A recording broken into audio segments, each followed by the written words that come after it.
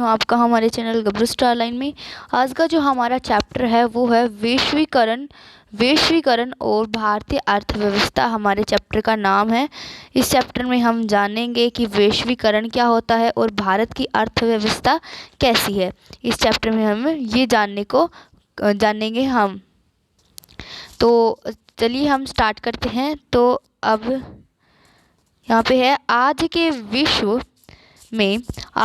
विश्व में उपभोक्ता के रूप में हम में से कुछ के सामने वस्तु और सेवाओं के विस्तृत विकल्प हैं।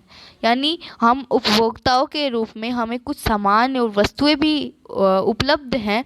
विश्व के शीर्षस्तर विनिर्माताओं द्वारा निर्मित डिजिटल कैमरे, मोबाइल फ़ोन और टेलीविज़न के नवीनतम मॉडल हमारे लिए सुलभ हैं।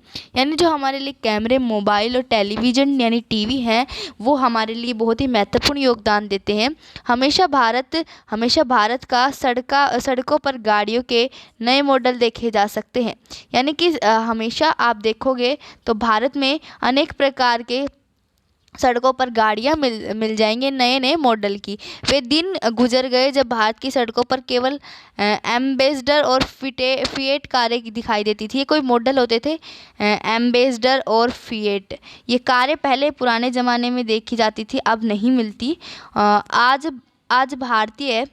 भारतीय विश्व में लगभग सभी शीर्ष कंपनियों द्वारा निर्मित कारें खरीद रहे हैं। ठीक है। अनेक दूसरी वस्तुओं के ब्रांडों में भी इसी प्रकार में तीव्र वृद्धि देखी जा सकती है। जैसे या फिर आप कैमरे हो, टीवी हो, कुछ भी आप लगा सकते हो, कपड़े हो, आप कुछ भी लगा सकते हो। इसी प्रकार से कि हम अब पुराने ज़माने के लोग नहीं रहे हैं, न्यू जनरेशन तो नई टेक्नोलॉजी होगी। कमीज़ों से लेकर टेलीविज़न और प्रसंस्कृत फलों के रस तक। अगर हम फलों के रस की भी बात करें ना, रस की, तो अब हमारे पास इतना अच्छा फ्लेवर का जो जूस है वो आ चुका है। जैसे रियल जूस, जो इतना ब्रांडेड जूस आ चुके हैं हमारे पास कि पुराने ज़माने में हमारे पास पहले नहीं होते थे। ठीक है। तो आगे है, हमारे बाज़ारों में वस्तुओं के बहुव्यापी विकल्प अपेक्षाकृत नवीन परिघटना है। कि हमारे बाज़ारों में वस्तुओं के बहुव्यापी विकल्प अपेक्षाकृत नवीन घटना है। यानी कि एक नई घटना है वस्तुओं का बदलना। 2 दशक पहले भी आपको भारत के बाज़ारों के वस्तुओं को ऐसी विविधता नहीं मिलेगी। 2 दशकों पहले भी आपको, यानी कि अगर 2 दशक पहले अगर आप देखोगे तब भी आपको भारत में ऐसी जो नई टेक्नोलॉजी हो रही है, ये आपको देखने को नहीं मिलेगी। कुछ ही वर्षों में हमारा बाजार पूर्णतः परिवर्तित हो गया है। यानी कि पहले ज़माने से लेकर आज के ज़माने तक अगर हम देखें तो बहुत ज़्यादा डिफरेंस हो गया है। ठीक है। आगे है, हम इस तीव्र परिवर्तन को कैसे समझ सकते हैं। इस चैप्टर में ये भी दे रखा है। ऐसे कौन से कारक हैं जो इन परिवर्तनों को ला रहे हैं और ये परिवर्तन लोगों का जीवन किस प्रकार प्रभावित कर रहे हैं। इन क्वेश्चन के जवाब आपको इसी चैप्टर में मिलेंगे। इस अध्याय में हम इन प्रश्नों का विचार करेंगे। ठीक है। अब आगे हमारा जो है अंतर्देशीय उत्पादन हम पढ़ने वाले हैं। अंतर्देश यानी देश के अंदर जो हमारा उत्पादन होता है उसके बारे में हम अब इस टॉपिक में पढ़ने वाले हैं। 20वीं शताब्दी के मध्य तक उत्पादन मुख्यतः देशों की सीमाओं के अंदर ही सीमित था। 20वीं शताब्दी यानी 1928, 1926 ऐसे जस्ट 19 जो हमारी ईस्वी थी, शताब्दी थी, 19 हमारा जो सन आगे लगता है उस तो ये 20वीं शताब्दी हो गई। यहाँ तक कि हम देखते थे कि देश के अंदर ही उत्पाद होता था, मतलब कि देश के अंदर ही हम कह सकते हैं कि खरीदारी होती थी, व्यापार होता था। इन देशों की सीमाओं को लांघने वाली वस्तुओं में केवल कच्चा माल, खाद्य पदार्थ और तैयार उत्पाद ही थे। यानी कि जो चीज़ें देश से बाहर भेजी जाती थी वो सिर्फ थे कच्चा माल थे, खाद्य पदार्थ थे, खाने के और तैयार उत्पाद जो हम माल यहाँ से बनाकर भेजते थे। ठीक है। भारत जैसे उपनिवेशों में कच्चा माल एवं खाद्य पदार्थ निर्यात होते थे। भारत जैसे देशों में क्या निर्यात होते थे। कच्चा माल भेजा जाता था और खाद्य पदार्थ भी भेजा जाता था और तैयार वस्तुओं का आयात होता था। आती थी तैयार वस्तुएं। व्यापार ही दूरदर्श दशा था का आपस में जोड़ने का मुख्य जरिया था। व्यापार ही दूसरे देशों से हमारे संबंध को जोड़ने का एकमात्र तरीका था। यह बड़ी कंपनियां, जिन्हें बहुराष्ट्रीय कंपनियां कहते हैं, ये जो कंपनियां होती थी जो एक देश को दूसरे देश से संबंध बनाए रखती थी, इन्हें ही बहुराष्ट्रीय कंपनियां कहते हैं। ठीक है, आगे है कहते हैं कि परिदृश्य पर उभरने से पहले का युग था। एक बहुराष्ट्रीय कंपनी वह है जो एक से अधिक देशों के उत्पादन में नियंत्रण अथवा स्वामित्व रखती है। एक बहुराष्ट्रीय कंपनी वो होती है जो एक देश से दूसरे देश में संबंध बनाए रखती है। ठीक है, बहुराष्ट्रीय कंपनियों द्वारा इन प्रदेशों में कार्यालय तथा उत्पादन के लिए कारखाने स्थापित करती हैं। बहुराष्ट्रीय कंपनियां इनके लिए क्या करती है? कारखाने स्थापित करती है उत्पादन के लिए। ठीक है, और कार्यालय भी स्थापित करती है ताकि उनका जो बिजनेस है वो बहुत ज़्यादा बढ़े और जहां उन्हें सस्ता एवं श्रम एवं अन्य संसाधन मिल सके। अगर आपके पास कोई एक दुकान है और आपको वहां पर सस्ता श्रम यानी सबसे मजदूर, कम वेतन वाले मजदूर मिल जाएंगे तो आप कितने खुश होंगे। उसी प्रकार से ये भी हैं। उत्पादन लागत में कमी करने तथा अधिक लाभ कमाने के लिए बहुराष्ट्रीय कंपनियां ऐसा करती थी। और देखो, मैंने कब बताया था कि वो खुश होती तो उन्हें लाभ प्राप्त होता था। लाभ की वजह से वो सस्ता श्रम पाने के लिए वो कारखाने और कार्यालय स्थापित करती थी। इसमें कुछ उदाहरण दे रखे हैं, निम्न उदाहरण पर विचार करते हैं। एक बहुराष्ट्रीय कंपनियों की उत्पादन का विस्तार दे रखा है। औद्योगिक उपकरण बनाने वाली एक बहुराष्ट्रीय कंपनियां संयुक्त राज्य अमेरिका के अनुसंधान केंद्र में अपने उत्पादकों का डिज़ाइन तैयार करती है। संयुक्त राज्य अमेरिका में वो क्या करती है? वो अपने माल को, अपने उत्पादकों के डिज़ाइन है वो तैयार करती है। उसके पुर्जे कहाँ पे जाते हैं? वो चीन में जाते हैं। चीन में उसके पुर्जे जाते हैं। ठीक है, और फिर इन्हें जहाज़ों के द्वारा लादकर जो ये हमारे पास पुर्जे तैयार हुई वो मैक्सिको, यूरोप में जाते हैं। ठीक है, और जहां उपकरण के पुर्जों को जोड़ा जाता है और तैयार उत्पादों को विश्व भर में बेचा जाता है। ठीक है, इन बीच कंपनियों को ग्राहक सेवा का भारत स्थित कॉल सेंटरों के माध्यम से संचालन किया जाता है। मतलब कि इसमें क्या हो गया, जब एक देश दूसरे देश को, तीसरे देश को, चौथे देश को, तीनों को फ़ायदा पहुंचा रहा है तो ये क्या है? ये एक बहुराष्ट्रीय कंपनी द्वारा ही होता है। यहाँ पे हमारा क्या आ गया? यहाँ पे हमारा चीन भी आ गया, मैक्सिको भी आ गया, यूरोप भी आ गया और यहाँ पे हमारा भारत भी आ गया जो कि कॉल सेंटरों के माध्यम से उसका संचालन करता है। ठीक है, अब आगे जो हमारा है वो है और इस उदाहरण में बहुराष्ट्रीय कंपनियां केवल वैश्विक स्तर पर ही अपना उत्पाद तैयार कर नहीं बेच रही, बल्कि अधिक महत्वपूर्ण यह है कि वस्तु और सेवाओं का उत्पादन विश्व स्तर पर कर रहा है।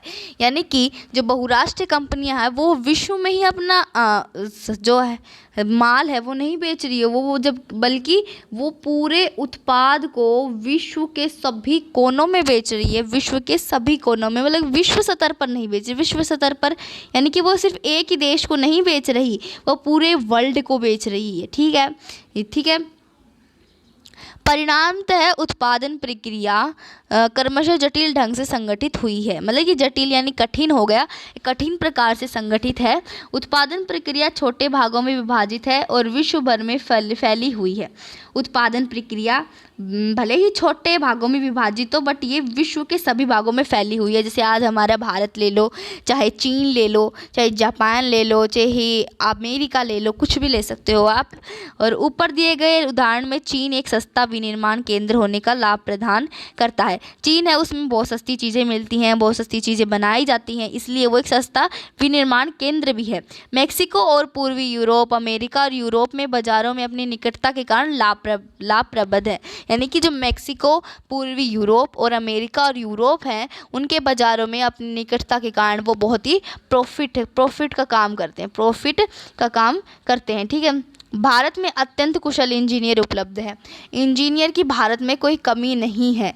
इंजीनियर की भारत में कोई कमी नहीं है जो उत्पादन के तकनीकी पक्षों को समझ सकते हैं, यानी कि उत्पादन करने यानी बिजनेस करने को वो अच्छे ढंग से समझ सकते हैं। यहाँ अंग्रेजी बोलने वाले शिक्षित युवक भी हैं जो ग्राहक देखभाल सेवाएं उपलब्ध करा सकते हैं। यानी कि जो इंडिया है वहाँ पर अनेक प्रकार के लोग उपलब्ध हैं जो कि इंग्लिश भी बोलते हैं, जो हमारे यहाँ पर देशों से जो हमारे ग्राहक आते हैं उनको भी वो अच्छे तरीके से उत्पाद करवा सकते हैं। ये सभी चीज़ बहुराष्ट्रीय कंपनियों की लागत का लगभग 50 से 60% बचत कर सकता है। जो बहुराष्ट्रीय कंपनियां होती हैं वो भारत से अगर मदद ले तो उनका 5 से 60% जो है वो खर्चा उनका बच सकता है। ठीक है, अब है सीमाओं के आते हैं। वास्तव में सीमाओं के पार बहुराष्ट्रीय उत्पादन प्रक्रिया के प्रसार में असीमित लाभ हो सकता है। यानी ऐसा नहीं कि एक जो बहुराष्ट्रीय कंपनियां है वो सीमा से बाहर ही ना निकले, अगर वो दूसरे देश में देखे तो वहाँ पर उसका बहुत लाभ हो सकता है। ठीक है, अब आगे आता है, ये एक्टिविटी है, ये इसमें आपको विचार करके बताना है। वैसे इसमें टाइम वेस्ट नहीं करना, आपको कुछ नहीं आएगा इसके अंदर से। ठीक है, आगे है विश्व भर के उत्पादन को एक दूसरे से जोड़ना। विश्व भर के उत्पादन को एक दूसरे से जोड़ना। एक जो देश है वो दूसरे देश को अपने उत्पाद के जरिए जोड़ता है। ठीक है, आप इस माध्यम से समझ सकते हैं। सामान्यतः बहुराष्ट्रीय कंपनियां उसी स्थान पर उत्पादन इकाई स्थापित करती हैं जो बाजार के नज़दीक होते हैं। मैंने आपको बताया था, अगर आपके पास एक दुकान होती है तो आप भी वहीं करोगे जहाँ पर आपका बाजार होता है, ताकि लोग आपके पास ज़्यादा से ज़्यादा आएँ, प्रॉफिट आपको ज़्यादा हो, जहाँ कम लागत और कुशल श्रम उपलब्ध हो, जहाँ उत्पादन के अन्य कारकों का उपलब्ध सुनिश्चित हो, यानी कि आपको सस्ता श्रम उपलब्ध हो, सीमित संसाधन उपलब्ध हो। ठीक है, ऐसे। और साथ ही बहुराष्ट्रीय कंपनियों सरकारी नीतियों पर भी नज़र रखती हैं। सरकारी नीति, जैसे कोई सरकार बनती है तो किस प्रकार से वो अपना कानून बनाती है जो उनके हितों की देखभाल करती है। जैसे कि अगर कोई सरकार है वो किसी दूसरे व्यक्ति या किसी बहुराष्ट्रीय कंपनी किसी देश के लिए जो कानून बनाती है, उसमें जो बहुराष्ट्रीय कंपनियां होती हैं वो अपना भी फ़ायदा देखती हैं। ठीक है, आप बाद में इस अध्याय में सरकारी नीतियों के बारे में और अध्ययन करेंगे। बाद में हम इसके बारे में सरकारी नीतियों के बारे में भी इसका अध्ययन करेंगे। ठीक है, ठीक है। कभी कभी यहाँ से है, इस परिस्थितियों को सुनिश्चित करने के बाद ही बहुराष्ट्रीय कंपनियां उत्पादन के लिए कार्यालय और कारखाने स्थापित करती है। पहले ये आ चुका है कि वो एक कारखाना या फिर कार्यालय स्थापित करती हैं। प्रतिसंपत्तियां जैसे भूमि, भवन, मशीन और अन्य उपकरणों की खरीद में व्यय की गई मुद्रा का निवेश कहते हैं। ठीक है, जो मशीन भवन के लिए कोई बिजनेसमैन है वो पैसा खर्च करेगा ज़रूर करेगा। भूमि के लिए, क्योंकि भूमि पर तो वो अपना बिजनेस खोलेगा। और मशीन के द्वारा ही वो अपना बिजनेस चलाएगा। ठीक है, और उसे उपकरण भी चाहिए ताकि वो अपने बिजनेस को और आगे बढ़ा सके। तो इन पर वो निवेश करता है। निवेश का अर्थ हम कह सकते हैं वो उस पर पैसा खर्च करता है। ठीक है, पैसा खर्च करता है। ठीक है, आगे है, बहुराष्ट्रीय कंपनियों द्वारा किए गए निवेश को विदेशी निवेश कहते हैं। ये पॉइंट आपको अंडरलाइन कर लेनी है। क्या कहते हैं उसको? विदेशी निवेश कहते हैं। क्या कहते हैं? विदेशी निवेश कहते हैं। ठीक है, अब आगे बढ़ते हैं। आगे हमारा है कि कोई भी निवेश इस आशा से किया जाता है ये परिसंपत्तियां लाभ उत्सर्जित करेंगे। आप ऐसे तो नहीं कि ऐसे पैसे बर्बाद कर दोगे, आप कुछ सोच समझ कर करते हो कि जब अब मैं इस उपकरण को लूँगा तो ये बाद में मुझे प्रॉफिट करेंगी। ठीक है, प्रॉफिट करेंगी, इसी वजह से आप इसको लेते हैं। ठीक है, आगे हैं, लेकिन बहुराष्ट्रीय कंपनियों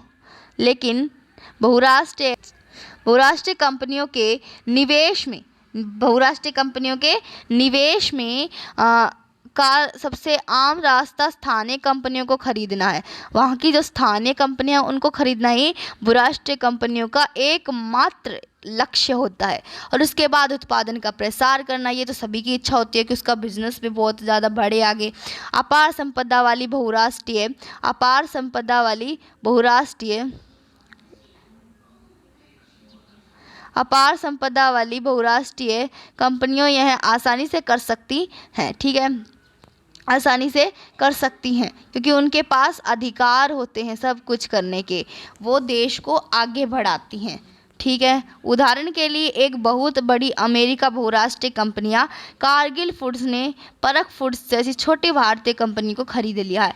एक क्या है, एक बिजनेस है, बिजनेस एक कंपनी है एक क्या है, एक अमेरिका की कंपनी है और एक भारत की कंपनी है, ठीक है। भारत की अमेरिका कंपनी का क्या नाम है कारगिल फूड्स, और इसका क्या नाम है, परख फूड्स, ठीक है, परख फूड्स। और क्या किया, अमेरिका की कंपनी ने भारत की कंपनी को खरीद लिया, क्योंकि एक छोटी कंपनी है जबकि ये एक बड़ी कंपनी है, ठीक है। आगे है, परख फूड्स ने भारत के विभिन्न भागों में एक बड़ा विपणन तंत्र तैयार किया था, जहां उनके ब्रांड काफ़ी प्रसिद्ध थे। एक तंत्र या फिर हम कह सकते प्रसार उत्पन्न किया जिसके कि उनके ब्रांड काफ़ी प्रसिद्ध हुए थे। परख फूड्स के 4 तेल शोधक केंद्र भी थे, परख फूड के 4 शोधक केंद्र भी थे, जिन पर अब कारगिल का नियंत्रण हो गया, क्योंकि उसको खरीद लिया गया है। अब कारगिल 50 लाख पैकेट प्रतिदिन निर्माण क्षमता के साथ भारत के खाद्य तेलों की सबसे बड़ी उत्पादक कंपनी है। ये अंडरलाइन कर लेना, most important of this chapter this question. आप सिर्फ ये अंडरलाइन करना है कि जो कारगिल फूड्स यानी अमेरिका की जो कंपनी है वो भारत की सबसे बड़ी भारत में खाद्य तेल की सबसे बड़ी उत्पादक कंपनी है बेचने के मामले में, ठीक है। आगे है, वास्तव में कई शीर्षस्थ बहुराष्ट्रीय कंपनियों की संपत्ति विकासशील देश की सरकारों के संपूर्ण बजट से भी अधिक होती है। ऐसी अपार संपत्ति वाली बहुराष्ट्रीय कंपनियों की शक्ति और प्रभाव पर विचार करें। जहां पर सरकार भी फीकी पड़ जाए, कमज़ोर पड़ जाए, वहां पर उस बहुराष्ट्रीय कंपनियों की आप शक्ति पर विचार करें, कितनी शक्ति होगी उसके पास, ठीक है। बहुराष्ट्रीय कंपनियों द्वारा अन्य तरीके से उत्पादन नियंत्रण किया जाता है। बहुराष्ट्रीय कंपनियां अनेक प्रकार से अपना उत्पाद का नियंत्रण करती है। विकसित देशों की बड़ी बहुराष्ट्रीय कंपनियां छोटे उत्पादकों को उत्पादन का ऑर्डर देती है, जैसे कि आपको इसमें दिखाया गया है कि भारत में तो अभी भी इस प्रकार के जो आप देख रहे हैं, इस प्रकार के कि ये उत्पादन किए जाते हैं, ये अन्य देशों से मंगवाए जाते हैं और ये घर में बैठ के इनको किया जाता है, ठीक है। इतना सभी को समझ में आ गया। ये करते भी देखा होगा आपने गांव में, आप शहरों में भी देख सकते हो। अगर किसी एक घर में कोई काम नहीं होता तो वो ऐसे थाली बैठ के कर सकता है, फ्री होता है तब, ठीक है। आगे है बहुराष्ट्रीय कंपनियां एक अन्य तरीके से उत्पादन नियंत्रण करती है। ये हमने इस चैप्टर में अभी पढ़ा था और मैंने आपको एक जो है ड्राइंग भी दिखाई है, एक डायग्राम दिखाया है जिसमें कि कुछ औरतें बैठी हुई हैं और वो काम कर रही हैं, जिसमें कि हम ले सकते हैं कि वो कुछ बुन रही हैं, एक प्रकार से ये कह सकते हैं, ठीक है। विकसित देशों की बड़ी राष्ट्रीय कंपनियां छोटे उत्पादकों को उत्पादन का ऑर्डर देती है, जैसे इसमें दे रखा है वस्त्र, जूते, चप्पल, खेल के सामान, ऐसे उद्योग हैं जो कि ऐसी गाँव में ये माल पहुँचाते हैं। जब विश्व भर में बड़ी संख्या में छोटे उत्पाद द्वारा उत्पादन किया जाता है। छोटे उत्पाद जैसे गांव में हम कह सकते हैं छोटा उत्पाद होता है। बहुराष्ट्रीय कंपनियां को इन उत्पादकों की आपूर्ति की जाती है, फिर इन्हें अपने ब्रांड के नाम से ग्राहकों को बेचती है। इसी प्रकार से जैसे वो बनाती हैं उनको वापस बेचते हैं और ब्रांड के नाम से बेचा जाता है। इन बड़ी कंपनियों में दूरदर्शी उत्पादकों के मूल गुणवत्ता, आपूर्ति और श्रम अन्य शर्तों को निर्धारण करने का प्रचंड क्षमता होती है, ठीक है। इस प्रकार हम देखते हैं कि बहुराष्ट्रीय कंपनियां कई तरह से अपने उत्पाद का कार्य का प्रसार कर रही हैं, कई तरीके से प्रसार कर रही हैं और विश्व के कई देशों की स्थानीय कंपनियों के साथ पारस्परिक संबंध स्थापित कर रही हैं। अनेक देशों के साथ अपनी जो अपना संबंध है वो स्थापित कर रही हैं। स्थानीय कंपनियों के साथ साझेदारी द्वारा आपूर्ति के लिए स्थानीय कंपनियों का इस्तेमाल करके और स्थानीय कंपनियों के निकट प्रतिस्पर्धा करके अथवा उन्हें खरीद कर बहुराष्ट्रीय कंपनियां दूरदर्शी स्थानों के उत्पादन पर अपना प्रभाव जमा रही हैं। उनके पास इतनी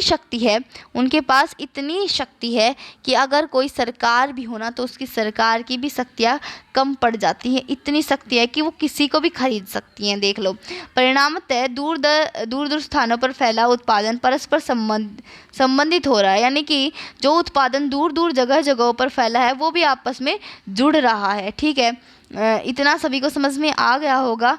और अगर आपको वीडियो पसंद आई हो ना तो प्लीज़ एक सब्सक्राइब कर देना, क्योंकि अभी तक हमारे 2K सब्सक्राइब नहीं हुए हैं और मेरी आशा है कि जल्दी से 2K सब्सक्राइब हो।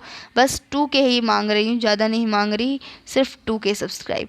ये हमारा पार्ट 1 था। अब पार्ट 2 में आपको इसके बाद लेके आऊँगी। अगर आप हमारे चैनल पर 2K सब्सक्राइब करवाते हो तो मैं आप बहुत अच्छे अमेजिंग वीडियोस लाऊंगी आपको, आपके डाउट सोल्व करने के लिए। तो पार्ट 2 भी देखना मत भूलना और एक लाइक ज़रूर कर देना और सब्सक्राइब ज़रूर कर लेना। Please support my channel. Thank you.